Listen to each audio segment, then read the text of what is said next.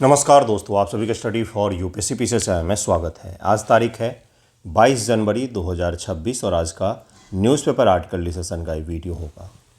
क्या सा टॉपिक आज हम लोग डिस्कस करेंगे, तो एक दावोस में जो समिट हुआ है वर्ल्ड इकोनॉमिक फोरम का, उसके बारे में ज़रा हम लोग डिटेल में पढ़ेंगे। उसके अलावा भी टॉपिक हैं जिसमें एक तात्या मामा जो एमपी के रॉबिन हुड माने जाते थे, आदिवासी नेता हैं, भील विद्रोह से जुड़े हुए हैं, उनके बारे में पढ़ेंगे। भारत और स्पेन का संबंध भी चर्चा में है, उसे भी ज़रा हम लोग देखेंगे। एक एक करके शुरू करते हैं, लेकिन देखिए हेडलाइन क्या है। दरअसल में दावोस में हर साल वर्ल्ड इकोनॉमिक फोरम का बहुत ही बड़ा समिट होता है। उसका थीम भी देखेंगे हम लोग, क्योंकि प्रीलिम एग्जाम में पूछा जा सकता है। जहाँ पर इस बार हाथापाई नहीं हुई है, बाकी सब कुछ हो रहा है। ट्रंप एक प्रकार से धमकी दे रहे हैं और बाकी जो नेता हैं वो उन्हें वापस में धमकाने का प्रयास कर रहे हैं। सबसे जो चर्चित है वो कनाडा के प्रधानमंत्री जो कार्नी है, इनका भाषण सबसे ज़्यादा चर्चित है अभी दुनिया में। फ़िलहाल में ट्रेंडिंग विषय बना हुआ है, क्योंकि इन्होंने इतना शानदार भाषण दिया। पहली बार किसी नेता ने इतना खुल कर के बोला है कि हम किस ओर बढ़ रहे हैं। इन्होंने कहा कि जो मीडियम पावर देश हैं, इनका शब्द यही था, मीडियम पावर, जैसे कनाडा हो गया, भारत हो गया, ये सब जो देश हैं, इनके पास एक ही शक्ति बचती है, वो है ईमानदारी की।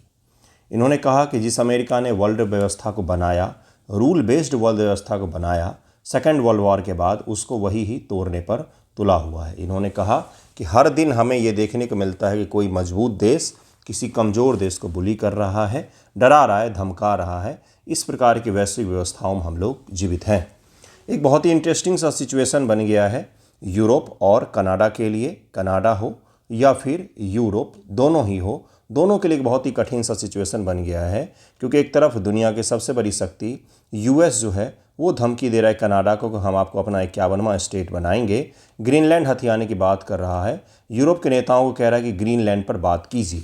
क्यों करेंगे वो ग्रीनलैंड पर बात? जस्ट इमेजिन कि कल को कोई देश बोले कि हमें राजस्थान चाहिए, तो हम उससे बात करने जाएंगे कि हम आपको राजस्थान देंगे या नहीं देंगे? हम बात ही नहीं करेंगे इस इशू पर। भाई कोई मुद्दा है ही नहीं, आओ आकर के लेकर के दिखाओ। हम सीधा सीधा यही तो कहेंगे ना। राजस्थान छोड़िए, कोई भी एक इलाका ले लीजिए, कोई बोलेगा कि भाई तमिलनाडु जो है वो हमें दे दो, क्योंकि वहाँ पर बहुत सारे रेयर अर्थ एलिमेंट्स हैं, हमारे नेशनल सिक्योरिटी के लिए ज़रूरी है। हम दे देंगे क्या? हम बात ही नहीं करेंगे उस मुद्दे पर, क्योंकि हमारा अंग है वो। इसी प्रकार से डेनमार्क का इलाका है ग्रीनलैंड। तो जो यूरोप कमज़ोर दिख रहा है वो क्या बोल रहे हैं कि ग्रीनलैंड के लोग तय करेंगे कि ग्रीनलैंड किसके साथ जाएगा। अगर ग्रीनलैंड के लोगों ने ये चीज़ कह दिया, मान लीजिए वोटिंग हो गई, जैसे क्रीमिया में किया गया था, रूस के द्वारा एक फर्जी वोटिंग का सहारा लिया गया था, उन्होंने कह दिया कि हम अमेरिका के साथ जाएंगे, तो क्या सारे देश राजी हो जाएंगे? कल को वो कह सकते हैं कि हमें लंदन दे दो, चलो हमें जर्मनी दे दो। तो ये जो व्यवस्था, ये जो जवाब भी दे रहे यूरोपियन कंट्रीज़, उसमें भी कोई समाधान नहीं दिख रहा है, कोई सही तरीके का कुछ जवाब नहीं दिख रहा है। क्योंकि ये कह देना कि हम बातचीत करेंगे, बातचीत ही क्यों करना ग्रीनलैंड के इशू पर। तो इसलिए जो यूरोप है और कनाडा है, उसके समक्ष बहुत बड़ा चैलेंज खड़ा हो गया है। एक तरफ जो रूस है, जिसको रूस को यूरोप हमेशा से ही अपना राइवल मानता आया है, वो रूस जो है यूक्रेन हथियाने के फिराक में बैठा हुआ है। वहीं पर यूएसए जो है उसने ग्रीनलैंड लेने की बात कह दी है, और इसी यूएसए की बदौलत वो रूस को काउंटर करने का प्रयास अभी तक कर रहे थे। सामूहिक सुरक्षा का दायित्व जो है वो टूट रहा है वेस्ट, अमेरिका, कनाडा, यूरोप, इन सभी का। तो इस इशू को ज़रा हम लोग देखेंगे, वर्ल्ड इकोनॉमिक फोरम के बारे में समझेंगे। बाकी ये सिर्फ होरी तो चलता ही रहता है, इसमें कुछ भी सवाल के तौर पर आपसे नहीं पूछा जाएगा। इंटरव्यू में कुछ सवाल ज़रूर ही पूछे जा सकते हैं। शुरू करते हैं आज का पहला टॉपिक, देखिए क्या है, उसके बाद से फिर हम लोग आगे के टॉपिक को भी डिस्कस करेंगे। एक छोटा सा चीज़ और बता देता हूँ, क्योंकि जब से एसआई का एग्ज़ाम हुआ है तब से बच्चों का मैसेज आ रहा है। एसआई के एग्ज़ाम के बारे में मुझे कोई जानकारी नहीं होती है, मैं उस चीज़ के लिए नहीं पढ़ाता हूँ, ना ही मुझे इसके बारे में नॉलेज है। एसआई के जो बच्चे हैं वो मुझसे कट ऑफ पूछ रहे थे, कट ऑफ का मुझे अंदाज़ा नहीं है। बीपीएससी में भी मैंने जो कट ऑफ का अंदाज़ा लगाया तो उससे काफ़ी ज़्यादा चला गया था कट ऑफ, सभी के ही लगभग में। तो मैं आपको ये कह रहा हूँ कि एसआई का जिनका पेपर हो गया है, अगर आपको बीपीएससी की तैयारी करनी है तो प्रीलिम के फैक्ट तो आपको काफ़ी सारे तैयार ही होंगे, क्योंकि एसआई के लिए पढ़ते हैं आप लोग। इस बार पेपर भी काफ़ी अच्छा आया हुआ था, तो आप मेंस की ओर ध्यान दें, मेंस को तैयार कर लें मई से पहले, उसके बाद फिर प्रीलिम के फैक्ट्स पर लग जाएंगे। ये सही तरीका होगा, यही सबसे सही तरीका होगा एसआई के बाद अगर आप फिर से शुरू कर रहे हैं तो। ओके, बाकी आपका रिजल्ट हो जाए एसआई में, मैं तो यही बोलूँगा। देखिए क्या है, Trump rules out force but want immediate talk on Greenland. इन्होंने कहा, डोनाल्ड ट्रंप ने, कि हम ग्रीनलैंड जो है वो बाय फोर्स तो नहीं लेना चाहेंगे, लेकिन अगर हम यूज करेंगे तो कोई हमें रोक भी नहीं पाएगा। इन्होंने यही कहा है। मतलब आपको समझाने का अगर मैं प्रयास करूं, इन्होंने नॉर्वे के प्रेसिडेंट को कहा कि आपके देश ने हमें नोबेल पीस प्राइज़ नहीं दिया, इसलिए हमारा शांति में अब विश्वास उठ चुका है। इन्होंने यही कहा, इन्होंने पत्र लिख करके कहा, हमारा शांति में विश्वास उठ चुका है, अब हम पीस में विश्वास नहीं करते हैं, अब हम केवल अमेरिका के हितों की सोचेंगे, उसके लिए जो करना होगा वो करेंगे। फ्रांस के राष्ट्रपति इमैनुअल मैक्रोन ने इन्हें मैसेज किया था प्राइवेट, उस मैसेज का इन्होंने स्क्रीनशॉट पोस्ट कर दिया। तो आप खुद ही समझिए कि किस प्रकार का बच्चों वाला बिहेवियर हो रहा है। ये ये स्विट्जरलैंड में ये समिट हो रही, दावोस समिट जिसे कहा जाता है, वर्ल्ड इकोनॉमिक फोरम का। वर्ल्ड इकोनॉमिक फोरम के बारे में समझेंगे, इस समिट के बारे में देखेंगे। देखिए इसकी सीमाएं किस किस से लगती है। ये इटली है, ये फ्रांस है, इसके पश्चिम में फ्रांस, दक्षिण में इटली, पूर्व में ऑस्ट्रिया और उत्तर और पूर्व में जर्मनी है। ये छोटा सा देश है स्विट्जरलैंड, छोटा सा देश है, दुनिया का सबसे ज़्यादा तटस्थ देश माना जाता है इसको, क्योंकि यह यूएन का भी मेंबर नहीं बना था, इसीलिए सारे बड़े बड़े बॉडीज़ के यहीं पर आपको हेडक्वार्टर दिखेंगे। बहुत बाद में यूएन का मेंबर बना है। तो ये स्विट्जरलैंड है, दुनिया का सबसे खुशहाल और सबसे अच्छा देश है, माना जाता है यूरोप का बैंकर है ये। पूरे यूरोप का धन संपदा यहीं पर आकर के संकेंद्रित हो जाती है। विश्व आर्थिक मंच का हर साल ही समिट होता है। हमारे बहुत सारे मुख्यमंत्री गए हैं वहाँ पर और आपस में वहाँ पर मिल रहे हैं। एक राज्य के मुख्यमंत्री दूसरे राज्य से मिल रहे हैं, अपने ही देश के कंपनी के साथ करारनामा साइन कर रहे थे। इतना पैसा क्यों बर्बाद करना था स्विट्जरलैंड जाके।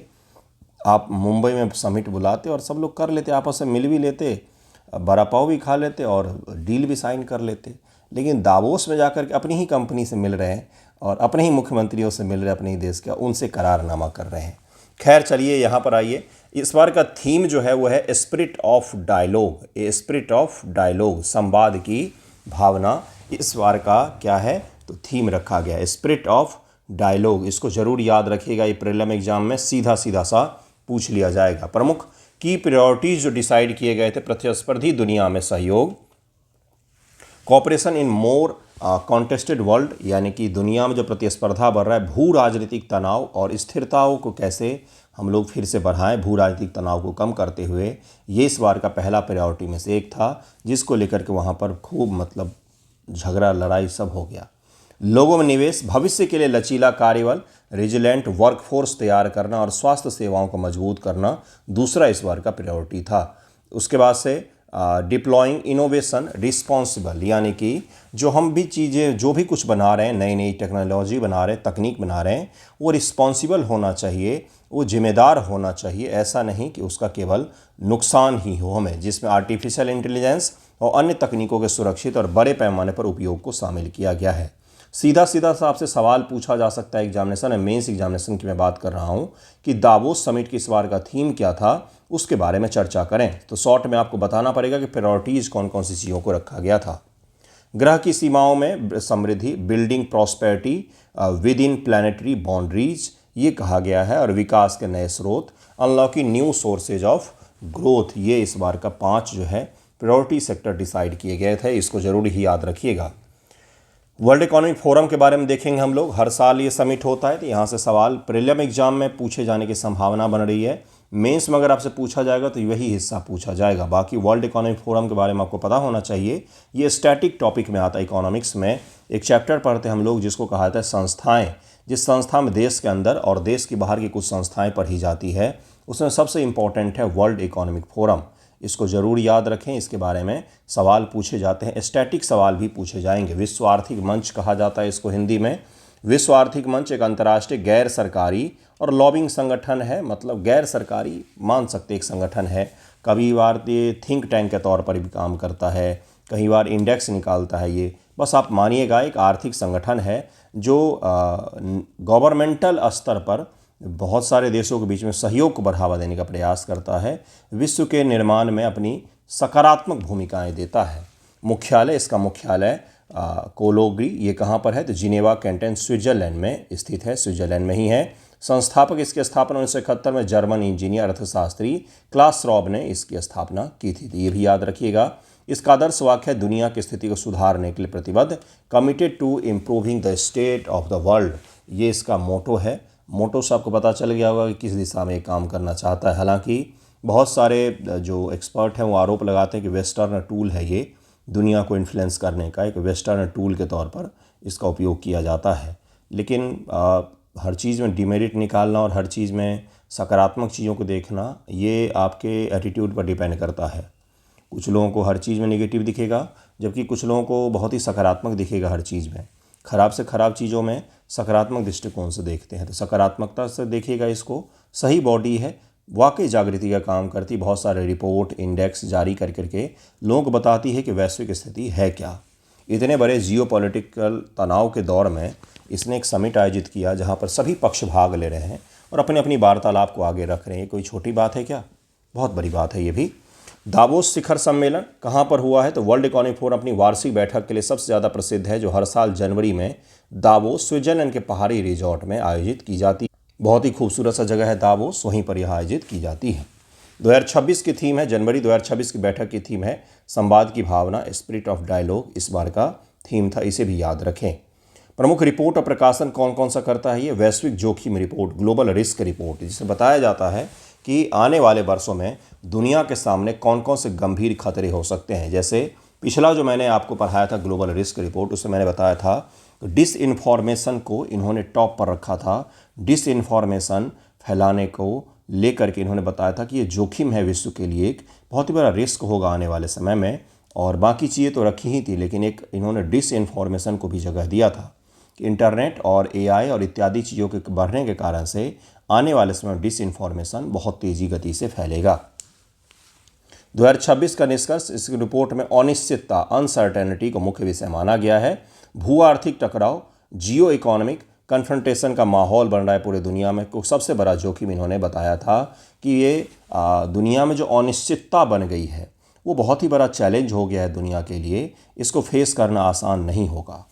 अगला जो ये जारी करता है ग्लोबल जेंडर गैप रिपोर्ट, जिसमें लैंगिक समानता की प्रगति को मापा जाता है, यानी कि समानता कितनी बढ़ी है, समानता कितनी कम हो रही है, किस देश की क्या स्थिति है, इसे मापा जाता है।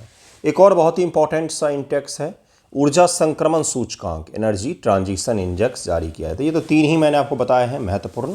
इसके अलावा ग्लोबल टूरिज्म यानी कि पर्यटन को लेकर के क्या स्थिति है, इस पर भी ये रिपोर्ट जारी करती है। इसे भी ज़रूर याद रखें, काफ़ी इंपॉर्टेंट है ये। इसके बारे में एक इसका बहुत ही महत्वपूर्ण है हितधारक पूंजीवाद, जिसे कहा जाता है स्टेक होल्डर्स थ्योरी, जिसका अर्थ होता है कंपनियों को केवल शेयर धारकों के मुनाफे के बजाय पूरे समाज की सेवा करनी चाहिए। ये इसकी आइडियोलॉजी बहुत ही महत्वपूर्ण मानी जाती है। जैसे भारत में CSR होता है, कंपनी सोशल रिस्पॉन्सिबिलिटी इसे कहा जाता है। कंपनियां केवल कमाने के लिए नहीं होती बल्कि उनके समाज के लिए भी काम करना चाहिए, जैसे स्कूल, कॉलेज इत्यादि का भी उन्हें वित्त पोषण करना चाहिए। सार्वजनिक निजी सहयोग को बढ़ावा देने का भी प्रयास किया जाता है। वर्ल्ड इकोनॉमिक फोरम का यह एक बहुत ही महत्वपूर्ण क्या है, तो एक आइडियोलॉजी है। अब इसकी कुछ आलोचनाएं पढ़ लेते हैं। कुलीन वर्ग का जमावारा, मतलब कि आलोचकों का कहना है कि दावोस में अमीर और शक्तिशाली लोगों को ही बुलाया जाता है, आम जनता को उससे कोई लेना देना नहीं होता है। क्लाइमेट हिपोक्रेसी, जलवायु परिवर्तन चर्चा करने के लिए उपस्थित लोग अक्सर निजी जेट से आते हैं, जिसकी कड़ी आलोचना की जाती है। किस पर चर्चा करना है इनको? जलवायु परिवर्तन पर। पारदर्शिता की कमी है, ये भी एक बहुत ही बड़ी चुनौती मानी जाती है वर्ल्ड इकोनॉमिक फोरम का। इसके बारे में ज़रूर याद रखिएगा, दावोस इत्यादि समिट से यही सब सवाल आपसे पूछे जाएंगे।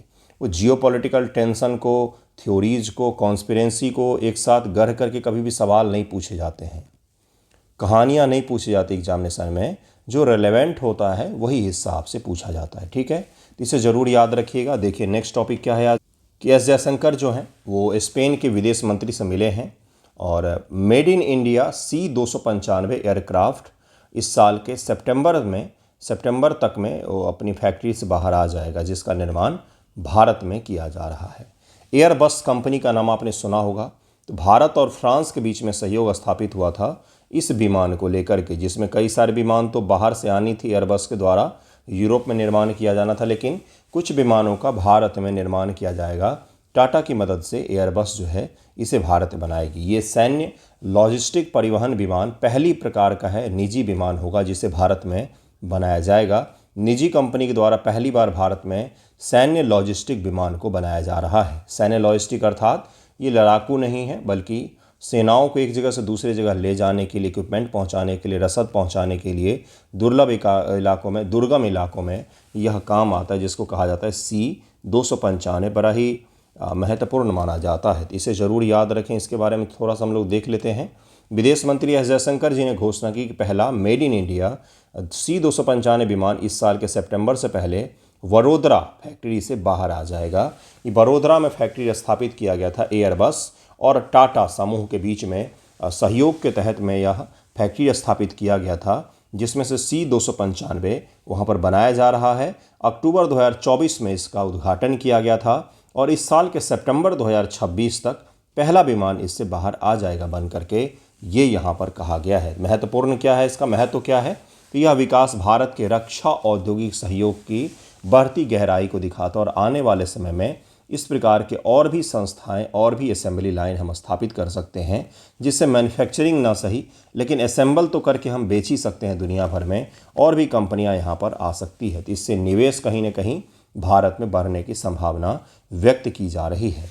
नेक्स्ट देखिए इसी में और क्या कहा गया है। C-295 विमान निर्माण का सौदा। तो 2021 में भारत ने 56 C-295 विमानों का सौदा किया था एयरबस कंपनी के साथ में 21,935 करोड़ रुपए में। 21,935 करोड़ रुपए में एयरबस के साथ में किया था। बोइंग जो है ये अमेरिका की कंपनी है, वहीं पर एयरबस जो है ये यूरोप की कंपनी है, जो कई सारे देशों में यूरोप में काम करती है, जैसे फ्रांस हो गया, जैसे आपका स्पेन हो गया, इन सभी जगहों पर यह काम करती है। तो एयरबस मुख्य रूप से यूरोप हो गया और बोइंग जो है ये अमेरिकन हो गया, ठीक है। लेकिन 2024 में क्या हुआ? तो 2024 में इस विमान को बनाने के लिए भारत में भी स्थापित किया गया। पहले 16 विमान, कितने विमान हुए थे टोटल? तो भारत ने किए थे 56 के लिए, ठीक है। तो पहले 16 विमान जो है, 16 विमान वो 4 साल के भीतर फ्लाई अवे उड़ने की स्थिति में आ जाएंगे और ये हमें भेजा जाएगा स्पेन के सिविले से। शेष 40 विमान जो हैं भारत में टाटा एडवांस सिस्टम लिमिटेड के द्वारा बनाया जाएगा। किसके सहयोग से? तो एयरबस के सहयोग से। विमान के बारे में एयरबस C-295 के बारे में क्या है भाई? तो ये मध्यम दूरी का है, कोई लॉन्ग रेंज का नहीं, मध्यम दूरी का जुड़वा इंजन वाला टर्बोप्रॉप सामरिक परिवहन में इसको माना जाता है। टैक्टिकल ट्रांसपोर्ट एयरक्राफ्ट है जो सैन्य साजो सामान से लैस होता है और सैन्य लॉजिस्टिक में ही मुख्य रूप से इसका उपयोग किया जाता है। इसे मूल रूप से स्पेनिश एरोस्पेस कंपनी कासा द्वारा डिजाइन और निर्मित किया गया था, जो अब एयरबस डिफेंस एंड स्पेस का हिस्सा है। पहले कासा हुआ करता था लेकिन बाद में एयरबस ने उसे एक्वायर कर लिया था, तो फिलहाल में यह एयरबस का हिस्सा है। एयरबस ही से बनाती है। कई सारे जो नागरिक विमान होते हैं एयरबस वो बनाती है, आपने सुना होगा। अगर आपने ट्रैवल किया होगा तो विमान के बारे में अगर जानकारी देते हैं तो उसमें एयरबस या बोइंग की नाम जरूर लेते हैं वो, तो इसे ज़रूर याद रखिएगा। बाकी स्पेन और हमारे बीच में काफ़ी अच्छे स्तर के संबंध हैं, खासतौर से खुफिया जानकारी साझा करना, सैन्य डिफेंस कॉपरेशन स्थापित करना, कल्चरल और सांस्कृतिक संबंधों को बढ़ाना, हर प्रकार की चीज़ें हमारे बीच में हैं। और इसी बीच वहाँ के विदेश मंत्री जी भारत की यात्रा पर आए हैं। लेकिन जो आपसे मुख्य रूप से पूछा जाएगा वो स्पेन के बारे में, इस 295 विमान, और उसके अलावा जो आपसे एक और चीज़ पूछा जाएगा स्पेन के बारे में। स्पेन कहाँ पर है? तो ये है जिब्राल्टर की जल संधि के ठीक ऊपर, ठीक है, जो अटलांटिक ओशियन मेडिटेरियन सी और अटलांटिक ओशियन को, और अटलांटिक में भी नॉर्थ अटलांटिक को जोड़ने का काम करता है। ये स्टेट ऑफ जिब्राल्टर। ये अलग भी करता है, अफ्रीका और यूरोप को अलग करता है। एक स्टेट के कारण से यूरोप का कल्चर और समृद्धि देखिए और अफ्रीका का कल्चर और समृद्धि देखिए, एक स्टेट के कारण से। तो आप जो हैं उसमें आपकी ज्योग्राफी का भी योगदान है कि आप कहाँ पर हैं। एलन मस्क युगांडा में थोड़ी ना पैदा हो सकता है। ये युगांडा में पैदा होने वाला व्यक्ति एलन मस्क आसानी से नहीं बन सकता है, उसके लिए अमेरिका की ही ज़मीन चाहिए होती है। तो ज़रा इसको समझने का प्रयास करते हैं। स्पेन कहाँ पर है? स्पेन की सीमाएं किस किस से लगती है? ये फ्रांस है, फ्रांस के दक्षिण में स्थित है स्पेन। ये पुर्तगाल के पूरब में स्थित है, यानी कि स्पेन के पश्चिमी सीमा पुर्तगाल के साथ में लगती है और ये है स्पेन। और यहाँ पर जिब्राल्टर की जल संधि है, ये मोरक्को है, मोरक्को और स्पेन के बीच जिब्राल्टर की जल संधि मौजूद है। ये मेडिटेरियन सी है, मेडिटेरियन सी के तट पर ही स्पेन स्थित है, जो दो सागरों को, एक मेडिटेरियन सी और एक अटलांटिक ओशियन, दोनों को टच करता है। फ्रांस के दक्षिण में यह स्थित है। अपने शानदार कल्चर और अपने शानदार फेस्टिवल्स के लिए जाना जाता है, आप जानते होंगे इसके बारे में। एक इसका प्रदेश था जिसको कहा जाता है कैटलोनिया। कैटलोनिया के बारे में यूपीएससी ने प्रीलिम एग्जाम में पूछा था सवाल, क्योंकि कैटलोनिया को स्पेन से अलग करने की मांग हो रही थी, लेकिन वो जन समर्थन उसे नहीं मिलने के कारण से फिलहाल में वो अलग नहीं हुआ है और कैटलोनिया स्पेन का ही हिस्सा है। तो इसे ज़रूर याद रखें। स्पेन के बारे में छोटा सा टॉपिक था, लेकिन बहुत महत्वपूर्ण है स्पेन। ओके, नेक्स्ट जो टॉपिक है ये हमारे प्रशासनिक फेल्योर का एक शानदार उदाहरण है। अगर आप सड़क पर कार में चल रहे हैं और अगर आप कहीं पर गड्ढे में गिर गए हैं तो 1.5 घंटे तक आपको कोई बचाने नहीं आएगा और अंततः मृत्यु हो जाती है। तो ये भी प्रशासनिक लापरवाही का ही उदाहरण था। इसी प्रकार का एक और उदाहरण है, तात्या मामा कहा जाता है, टाटिया भी कहते हैं कई सारे जगहों पर। तात्या मामा हैं, ये एमपी के रॉबिन हुड माने जाते हैं। एमपी क्या, भारत के ही रॉबिन हुड कहा जाता है कई सारे जगहों पर इनको। भील विद्रोह आपने नाम सुना होगा, 1818, उस दौरान ये प्रमुख नेता के तौर पर उभरे थे। भील यानी कि महाराष्ट्र का उत्तर पूर्व का इलाका और एमपी के मालवा का इलाका और राजस्थान के दक्षिणी के इलाके, ये तीनों जो ट्राई जंक्शन है ना, इसी एरिया में भीलों का विद्रोह हुआ था। भील और गोंड ये दो भारत के जनजातीय समूह हैं जो काफ़ी डोमिनेटिंग जनजातीय समूह है, एक संथाल भी हैं। तो भील जो है ये भीलों के नेता हैं। इनकी एक स्मृति स्टैच्यू लगाना था एमपी में, खरगांव है जगह है एमपी में, वहाँ पर लगाना था और इस स्टैच्यू के लिए काफ़ी बड़ी मात्रा में फंडिंग भी की गई थी, आपके और हमारे टैक्स के पैसे, ठीक है, इससे फंडिंग की गई थी। लेकिन इनकी मूर्ति पता है किस चीज़ की बना दी गई? फाइबर का बना दिया गया। जगराता अगर करवाते हैं, जैसे दिल्ली इत्यादि जगहों पर, नोएडा में जगराता लोग करवाते हैं, तो आजकल फाइबर की मूर्तियां उठा करके लाते हैं वो लोग अपने साथ और उसको सजा धजा के झाड़ पोछ के अच्छे से सजा देते, जिससे आपको फील आए कि हाँ बिल्कुल अच्छी मूर्तियां रखी हुई है यहाँ पर। लेकिन दरअसल होती किसकी है? वो फाइबर की होती हैं, जिसे आसानी से आप उठा सकते हैं, बहुत हल्का होता है, कोई जान भी नहीं होती है उसमें। फाइबर की ही मूर्ति लगा दी गई इनकी। फंडिंग हुई थी स्टोन की मूर्ति के लिए, मेटालिक मूर्ति के लिए, मार्बल और मेटल का लगाया किसका गया? फाइबर की। एमपी की यह बात है। एमपी जानते ही होंगे क्या है एमपी, है ना? तो ये इसके कारण से चर्चा में आ गया है। इनको क्या कहा जाता है? देखिए यहाँ पर, MP tribal icon statue became monument to administrative failure, यानी कि एमपी के ट्राइबल आइकॉन रहे हैं ये। पूरे देश के ट्राइबल में आंदोलन में मुख्य भूमिका इनकी मानी जाती है। और जब उनकी मूर्ति लगाने की बात आई तो फाइबर की मूर्ति लगा दी। अगर तेज़ी से हवा बहे ना तो ये उड़ जाएगा मूर्ति। दो छोटे छोटे बच्चों को अगर आप पकड़ा दोगे तो वो भी उठा लेंगे, ठीक है। ये क्या है? प्रशासनिक स्थिति है। आप लोग जिस प्रशासन में जाने वाले हैं उसी की ये स्थिति है। चलिए समझते हैं जरा, विवाद क्या है। मध्य प्रदेश के खारगौन में आदिवासी स्वतंत्रता सेनानी तात्या मामा भील की मूर्ति स्थापना प्रशासन के लिए शर्मिंदगी का कारण बन गया है। शर्मिंदगी नहीं होती इन्हें किसी भी चीज़ से शर्मिंदगी नहीं होती है। टॉयलेट का पानी पिला देने से 40 लोगों की मृत्यु हो गई। पिला देने मैं इसलिए यूज़ कर रहा हूँ क्योंकि उन्होंने ही पिलाया।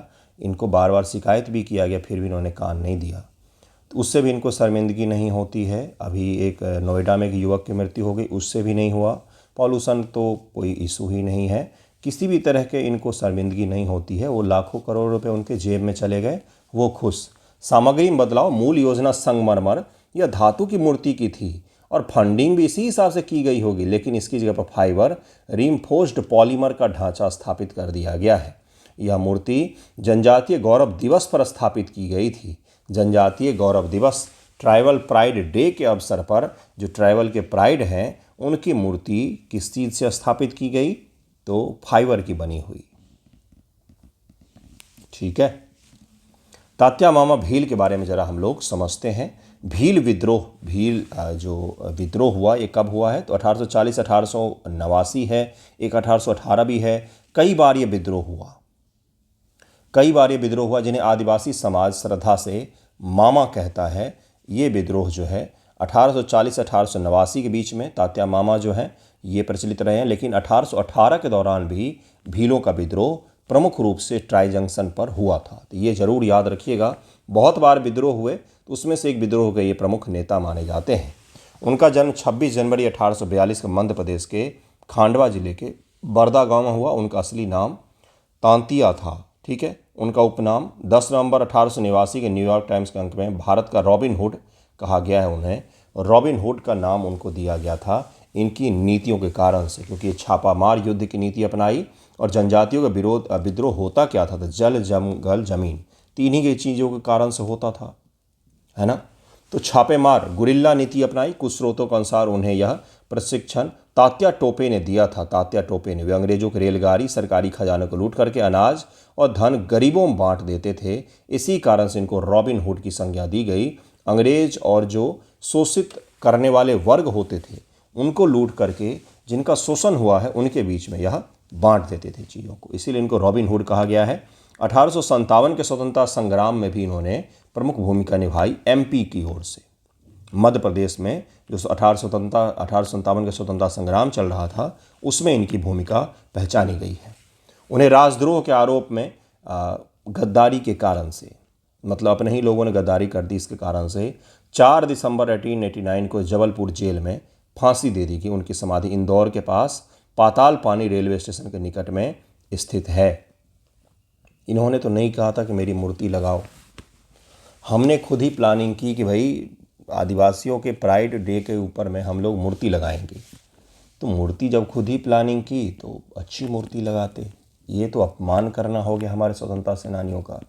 ऐसे इसी दिन के लिए फांसी चढ़े थे क्या, है ना। ऐतिहासिक महत्व क्या है, सांस्कृतिक प्रतीक। भील समाज में आज भी तात्या मामा को एक लोक देवता के रूप में पूजा जाता है। इस विद्रोह के कारण अंग्रेजों को जनजातीय क्षेत्रों में कई कर रियायतें देनी पड़ी, कुछ वन अधिकार भी वापस लौटाने पड़े।